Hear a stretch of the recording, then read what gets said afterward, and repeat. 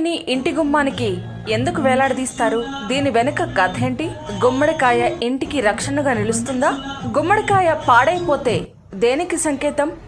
ఈ కథ ఏంటో తెలుసుకోవాలనుకుంటే ఈ వీడియోకి లైక్ కొట్టి ఈ వీడియోను పూర్తిగా చూసేయండి. ఇక వివరాల్లోకి వెళ్తే, మనం గుమ్మడికాయని దృష్టి దోష నివారణకు గుమ్మంపై కడితే కట్టిన కొన్ని రోజులకే కొన్ని పాడైపోతూ ఉంటాయి.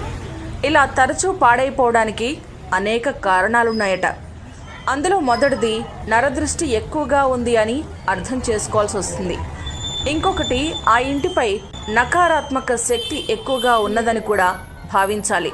అసలు కాయగూరల్లో సంవత్సర కాలం పాటు పాడవకుండా నిలవ ఉండేది ఒక్క గుమ్మడికాయే. అంత కెపాసిటీ కలిగిన బూడిద గుమ్మడికాయని మనం దృష్టి దోష నివారణ కోసం ఇంటి గుమ్మం ముందు వేలాడదీస్తారు. నరదృష్టి తగిలితే నాపరాయి కూడా పగిలిపోతుంది అని మన పెద్దలు చెబుతుంటారు.